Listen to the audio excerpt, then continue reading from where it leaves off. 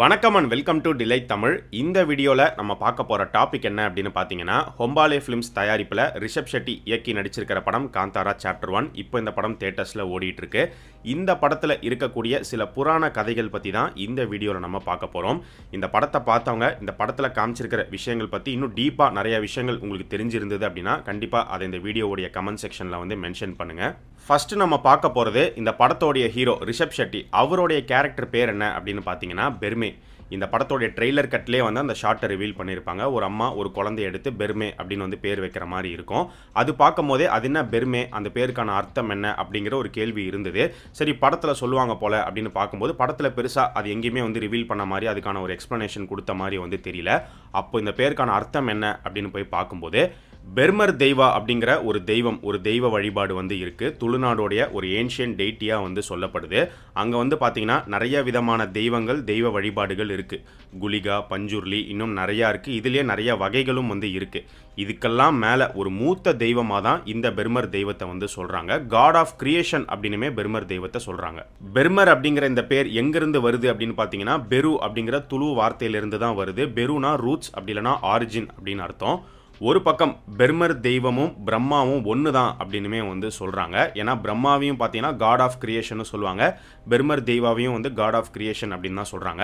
பெர்மர் தெய்வா வந்து ஒரு ancient Brahma worship அப்படிங்கிற மாதிரி ஒரு பக்கம் பார்க்கப்பட்டாலும் இன்னொரு பக்கம் அது மறுக்கவும் படுது. பிரம்மா வேற, பெர்மர் தெய்வா வேற அப்படின்னுமே வந்து சொல்கிறாங்க. எங்கே டிஃப்ரென்ஷியேட் ஆகுது அப்படின்னு பார்த்தீங்கன்னா, இப்போ பிரம்மாவோடைய இமேஜ் நீங்கள் பார்த்தீங்கன்னா தாமரையில் வந்து உட்காந்துருப்பாரு, 4 தலைகள் வந்து இருக்கும். ஆனால் பெர்மர் தெய்வத்தோடைய இமேஜ் வந்து அப்படி இருக்காது, கம்ப்ளீட்டாக வேற மாதிரி இருக்கும். ஒரு வாரியர் மாதிரி, ஒரு குதிரையில் கையில் வால் வச்சுட்டு இருக்கிற மாதிரி தான் வந்து இருக்கும். இந்த பெர்மர் தெய்வத்தோடைய வழிபாடு எப்படி இருக்குது அப்படின்னு பார்த்தீங்கன்னா, இந்த தெய்வத்துக்கு ஒரு உருவத்தை கொடுத்து அந்த உருவத்தை ஒரு சிலையாக்கி அதுக்கு ஒரு கோவில் கட்டி அப்படி வழிபடுற முறை வந்து இல்லை. ஒரு கல்லை வச்சு தான் வணங்கிட்டு வராங்க. ஒரு கல்லை வந்து இந்த சாமியாக நினச்சி அதுக்கு மரியாதை செலுத்தி வணங்கி அப்படி தான் வழிபாடு அப்படிங்கிறது பழங்காலத்திலிருந்து இப்போ வரைக்குமே தொடர்ந்து நடந்துக்கிட்டு வருது. இந்த வழிபாடு வந்து பார்த்தீங்கன்னா மனிதர்கள் காட்டில் வாழ்ந்துக்கிட்டு இருந்த அந்த காலகட்டத்திலேருந்தே ஆரம்பித்து இப்போ வரைக்கும் கண்டினியூ ஆகிட்டு வருது. அப்போலேருந்து இப்போ வரைக்குமே அப்படி தான் வழிபாடு பண்ணிட்டு இருக்காங்க. பூத்த கோலா ரிச்சுவல் பற்றி எல்லாருமே கேள்விப்பட்டிருப்பீங்க. காந்தாரா படத்திலேயே வந்து காமிச்சிருப்பாங்க. ஸோ குலிகா, பஞ்சுர்லி தெய்வத்துக்கு வந்து பண்ணுவாங்க.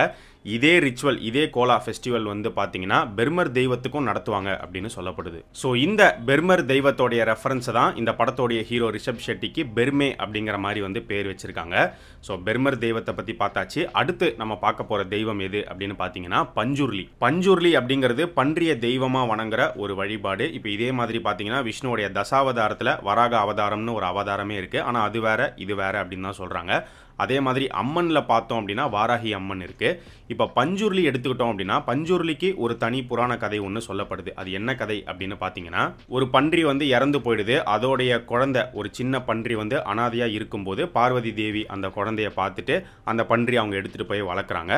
அது வந்து பார்த்தீங்கன்னா சிவனுடைய பூந்தோட்டத்தில் வந்து சுதந்திரமாக சந்தோஷமாக சுற்றிக்கிட்டு இருக்கு. இப்போ இந்த காந்தாரா படத்துலையுமே பார்த்தீங்கன்னா அந்த காந்தாரா ஃபாரஸ்ட்டை வந்து ஈஸ்வரன் பூந்தோட்டம் அப்படின்னு தான் வந்து சொல்லுவாங்க. ஸோ புராணத்தோடைய டச் அங்கங்கே இந்த படத்துக்குள்ளே நிறையவே வந்து இருக்கும். ஸோ அப்படி சிவனுடைய பூந்தோட்டத்தில் வந்து சுற்றிக்கிட்டு இருக்கிற இந்த பன்றி வந்து வளர வளர பார்த்தீங்கன்னா அந்த பூந்தோட்டத்தையே வந்து அப்படியே கடிச்சு நாசமாக்குது. இதில் கோவப்படுற சிவன் வந்து அந்த பன்றியை அழிக்க போகும்போது பார்வதி குறுக்க போய் தடுத்து அதுக்கப்புறமா சிவன் அந்த பன்றியை மன்னிச்சு அதை வந்து பூமிக்கு அனுப்புகிறாரு. பூமியில் இருக்கக்கூடிய மக்களையும் காட்டையும் பாதுகாக்கிற ஒரு ப்ரொடெக்டராக பஞ்சுர்லி இருக்குது அப்படிங்கிறதான் அந்த புராண கதையில் சொல்லப்படுற விஷயம். ஆனால் அதை தாண்டி உண்மையிலேயே மக்கள் வந்து வழி வழியாக பஞ்சுர்லியை ஒரு தெய்வமாக வணங்கிட்டு வரதுக்கான ஒரு முக்கிய காரணம் என்ன அப்படின்னு பார்த்தீங்கன்னா விவசாயம். உங்களுக்கே தெரியும், வயலுக்குள்ளே பன்றி இறங்குச்சு அப்படின்னா பயிர் எல்லாத்தையும் நாசம் பண்ணிட்டு போயிடும். ஸோ அதனாலேயே வந்து காவல் காப்பாங்க, நாய் வளர்ப்பாங்க, பன்றியை வேட்டையாடுற காட்சிகள் நம்ம நிறைய படங்கள்லேயே வந்து பார்த்துருக்கோம்.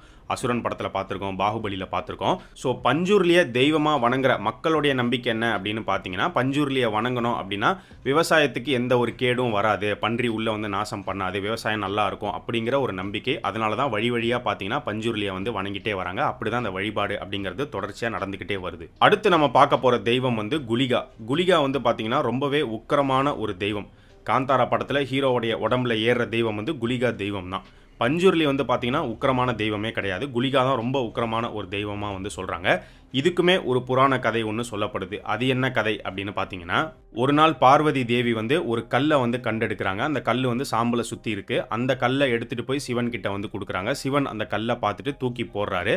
அந்த கல்லிலிருந்து வெளியில் வந்தது தான் குளிகா அப்படிங்கிற மாதிரி சொல்லப்படுது.